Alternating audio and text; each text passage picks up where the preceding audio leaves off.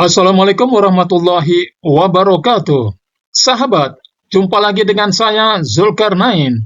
Kali ini saya akan membagikan informasi tentang Uwais Al-Qarni, pemuda berbakti kepada orang tuanya. Di Yaman, tinggallah seorang pemuda bernama Uwais Al-Qarni yang berpenyakit sopak. Tubuhnya belang-belang, walaupun cacat, ia adalah pemuda soleh dan sangat berbakti kepada ibunya. Ibunya adalah seorang wanita tua yang lumpuh. Uwais senantiasa merawat dan memenuhi semua permintaan ibunya. Hanya satu permintaan yang sulit ia kabulkan. Anakku, mungkin aku tak lama lagi akan bersama dengan kamu. Ikhtiarkan agar ibu dapat mengerjakan haji, pinta ibunya. Uwais tercenung. Perjalanan ke Mekah sangatlah jauh, melewati padang pasir tandus yang panas. Orang-orang biasanya menggunakan onta dan membawa banyak perbekalan. Namun Uwais sangat miskin dan tak memiliki kendaraan. Uwais berpikir mencari jalan keluar, kemudian dibelilah seekor anak lembu. Kira-kira untuk apa anak lembu itu? Tidak memungkinkan untuk pergi haji naik lembu. Olahlah, ternyata Uwais membuatkan kandang di puncak bukit. Setiap pagi beliau bolak-balik menggendong anak lembu itu naik turun bukit terus setiap hari. Uwais gila, kata orang-orang. Ya, kelakuan Uwais memang sungguh aneh. Tak pernah ada hari yang terlewatkan ia menggendong lembu naik turun bukit. Makin hari anak lembu itu makin besar dan makin besar tenaga yang diperlukan Uwais. Tetapi karena latihan tiap hari, anak lembu yang membesar itu tak terasa lagi. Setelah 8 bulan berlalu, sampailah musim haji. Lembu Uwais telah mencapai 100 kg. Begitu juga dengan otot Uwais yang makin membesar. Ia menjadi kuat mengangkat barang. Taulah sekarang orang-orangnya apa maksud Uwais menggendong lembu setiap hari. Ternyata ia latihan untuk menggendong ibunya. Uwais menggendong ibunya berjalan kaki dari Yaman ke Mekah. Subhanallah. Alangkah besar cinta Uwais kepada ibunya. Ia rela menempuh perjalanan jauh dan sulit demi memenuhi keinginan ibunya. Uwais berjalan tegap menggendong ibunya tawaf di Mekah. Ibunya terharu dan bercucuran air mata telah melihat Baitullah. Di hadapan Ka'bah, ibu dan anak itu berdoa, "Ya Allah, ampunilah semua dosa ibu," kata Uwais. "Bagaimana dengan dosamu?" tanya ibunya heran. Uwais menjawab, "Dengan terampuninya dosa ibu, maka ibu akan masuk surga. Cukuplah ridho dari ibu yang akan membawa aku ke surga," kata Uwais. Subhanallah. Itulah keinginan Uwais yang tulus dan penuh cinta. Allah Subhanahu wa Ta'ala pun memberikan karunia-Nya. Uwais seketika itu juga disembuhkan dari penyakit sopaknya. Hanya tertinggal bulatan putih di tengkuknya. Tahukah kalian apa hikmah dari bulatan disisakan di tengkuk? Itulah tanda untuk Umar bin Khattab dan Ali bin Abi Thalib, dua sahabat utama Rasulullah Shallallahu Alaihi Wasallam, untuk mengenali Uwais. Beliau berdua sengaja mencari Uwais di sekitar Ka'bah karena Rasulullah Shallallahu Alaihi Wasallam berpesan, "Di zaman kamu nanti akan lahir seorang manusia yang doanya sangat makbul. Kamu berdua pergilah cari dia. Dia akan datang dari arah Yaman. Dia dibesarkan di Yaman. Dia akan muncul di zaman kamu. Carilah dia. Kalau berjumpa dengan dia, minta tolong kalian berdua untuk berdoa kepada kalian. Sesungguhnya Allah mengharamkan atas kamu durhaka pada ibu dan menolak kewajiban dan meminta yang bukan haknya dan membunuh anak hidup-hidup, dan Allah membenci padamu banyak bicara dan banyak bertanya, demikian pula memboroskan harta, menghamburkan kekayaan." Hadis riwayat Bukhari dan Muslim. Sahabat, berikut ini cerita kehidupan Uwais Al-Qarni. Pemuda bernama Uwais Al-Qarni, ia tinggal di negeri Yaman. Uwais adalah seorang yang terkenal fakir, hidupnya sangat miskin. Uwais Al-Qarni adalah seorang anak yatim. Bapaknya sudah lama meninggal dunia. Ia hidup bersama ibunya yang telah tua lagi lumpuh. Bahkan mata ibunya telah buta. Kecuali ibunya, Uwais tidak lagi mempunyai sanak famili sama sekali. Dalam kehidupannya sehari-hari, Uwais Al Al-Qarni bekerja mencari nafkah dengan mengembalakan domba-domba yang pada waktu siang hari. Upah yang diterimanya cukup buat nafkahnya dengan ibunya. Bila ada kelebihan terkadang ia pergunakan untuk membantu tetangganya yang hidup miskin dan serba kekurangan seperti dia dan ibunya. Demikianlah pekerjaan Uwais Al-Qarni setiap hari. Uwais Al-Qarni terkenal sebagai seorang anak yang taat kepada ibunya dan juga taat beribadah.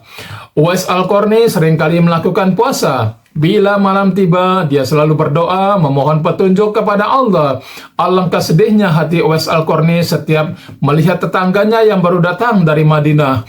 Mereka telah bertemu dengan Nabi Muhammad, sedangkan ia sendiri belum pernah berjumpa dengan Rasulullah.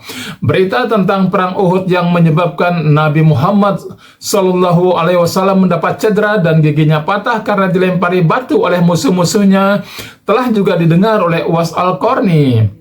Segera Uwais mengetuk giginya dengan batu hingga patah. Hal ini dilakukannya sebagai ungkapan rasa cintanya kepada Nabi Muhammad SAW, sekalipun ia belum pernah bertemu dengan Nabi Muhammad. Hari demi hari berlalu dan kerinduan Uwais untuk menemui Nabi Muhammad SAW semakin dalam. Hatinya selalu bertanya-tanya, kapankah ia dapat bertemu Nabi Muhammad SAW dan memandang wajah beliau dari dekat? Ia rindu mendengar suara Nabi Muhammad SAW, kerinduan karena iman. Tapi bukankah ia mempunyai seorang ibu yang telah tua renta dan buta, lagi pula lumpuh? Bagaimana mungkin ia tega meninggalkannya dalam keadaan yang demikian? Hatinya selalu gelisah. Siang dan malam pikirannya diliputi perasaan rindu memandang wajah Nabi Muhammad SAW. Akhirnya kerinduan kepada Nabi Muhammad yang selama ini dipendamnya tak dapat lagi ditahan. Pada suatu hari ia datang mendekati ibunya, mengeluarkan isi hatinya dan mohon izin kepada ibunya agar ia diperkenankan pergi menemui Rasulullah di Madinah. Ibu Uwais Al-Qarni walaupun telah uzur merasa terharu dengan ketika mendengarkan permohonan anaknya. Ia memaklumi perasaan Uwais Al-Qarni seraya berkata, "Pergilah wahai Uwais anakku, temuilah Nabi di rumahnya dan bila telah berjumpa dengan Nabi segeralah engkau kembali pulang," kata ibunya. Betapa gembiranya hati Uwais Al-Qarni mendengar ucapan ibunya itu.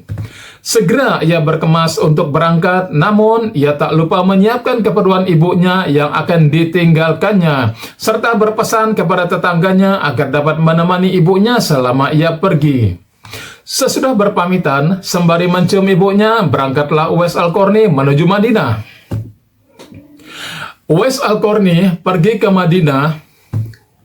Setelah menempuh perjalanan jauh, akhirnya Uwais Al-Qarni sampai juga di kota Madinah.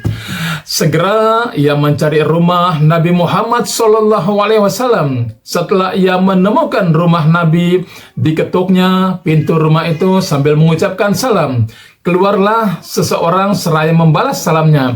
Segera saja Uwais Al-Qarni menanyakan Nabi SAW yang ingin dijumpainya. Namun ternyata Nabi tidak berada di rumahnya. Beliau sedang berada di medan pertempuran. Uwais Al-Qarni hanya dapat bertemu dengan Siti Aisyah radhiyallahu anha, istri Nabi SAW. Betapa kecewanya hati Uwais. Dari jauh ia datang untuk berjumpa langsung dengan Nabi SAW, tetapi Nabi tidak dapat dijumpainya.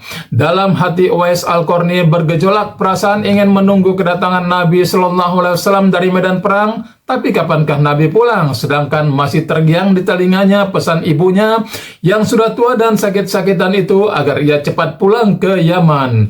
"Engkau harus lekas pulang," kata ibunya. Akhirnya karena ketaatannya kepada ibunya, pesan ibunya mengalahkan surah hati dan kemauannya untuk menunggu dan berjumpa dengan Nabi Muhammad SAW.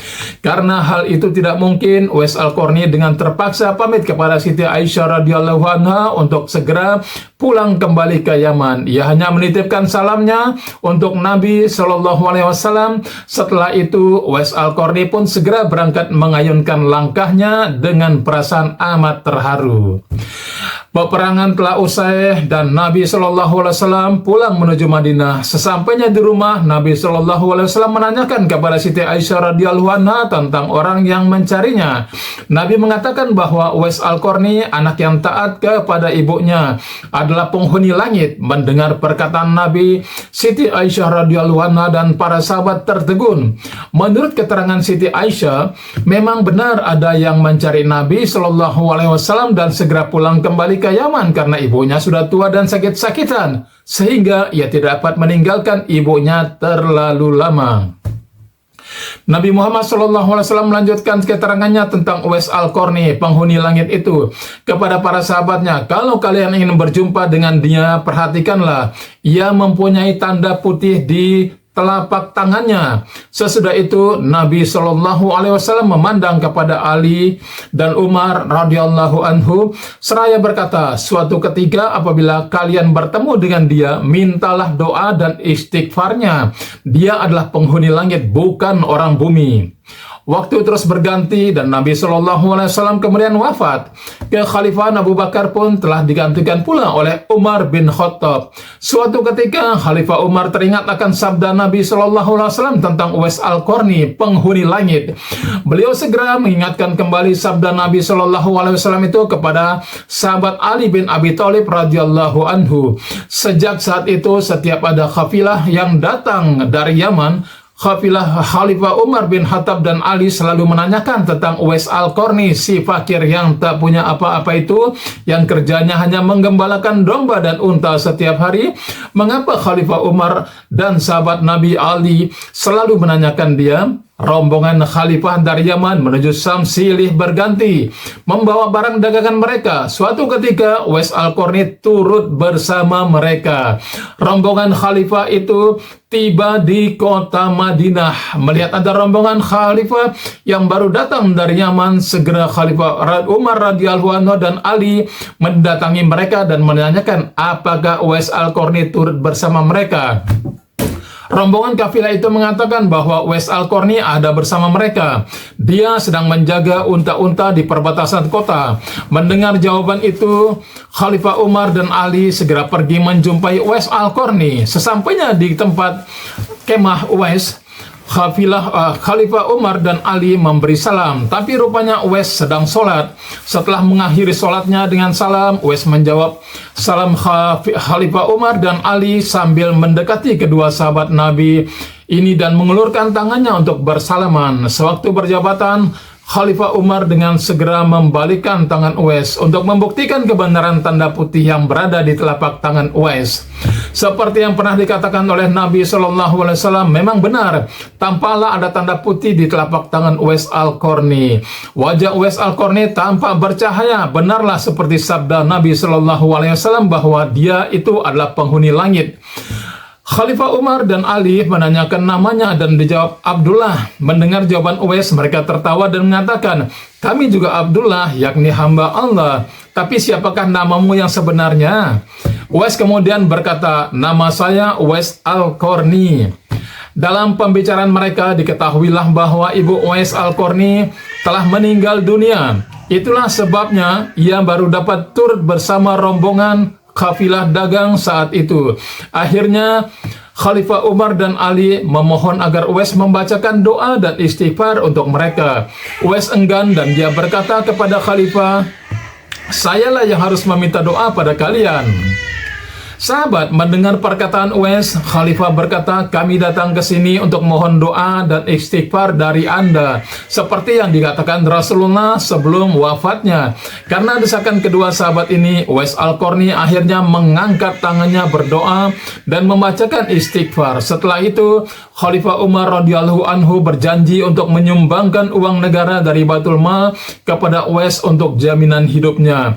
Segera saja Uwais menampik dengan berkata, hamba mohon supaya hari ini saja hamba diketahui orang, untuk hari-hari selanjutnya biarlah hamba yang fakir ini tidak diketahui orang lagi.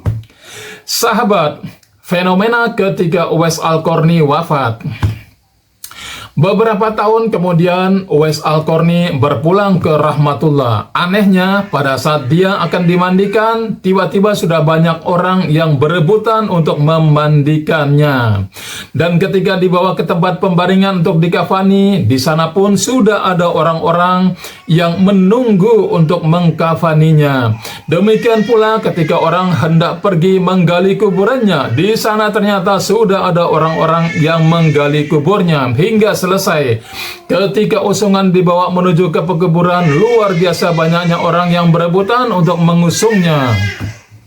Sahabat, meninggalnya Uwais Al-Qarni telah menggemparkan masyarakat kota. Masyarakat kota Yaman banyak terjadi hal-hal yang amat mengherankan. Sedemikian banyaknya orang yang tak kenal berdatangan untuk mengurus jenazahnya dan pemakamannya. Padahal Uwais Al-Qarni adalah seorang fakir yang tidak dihiraukan orang. Sejak ia dimandikan sampai ketika jenazahnya hendak diturunkan ke dalam kubur, di situ selalu ada orang-orang yang telah siap melaksanakannya terlebih dahulu. Penduduk kota Yaman tercengang. Mereka saling bertanya-tanya, siapakah sebenarnya engkau, wahai Uwais Al-Qarni? Bukankah Uwais yang kita kenal hanyalah seorang fakir yang tak memiliki apa-apa, yang kerjanya sehari-hari hanyalah sebagai penggembala domba dan unta? Tapi ketika hari wafatmu, engkau menggemparkan penduduk Yaman dengan hadirnya manusia-manusia asing yang tidak pernah kami kenal. Mereka datang dalam jumlah sedemikian banyaknya. Agaknya mereka adalah para malaikat yang diturunkan ke bumi hanya untuk mengurus jenazah dan pemakamanmu.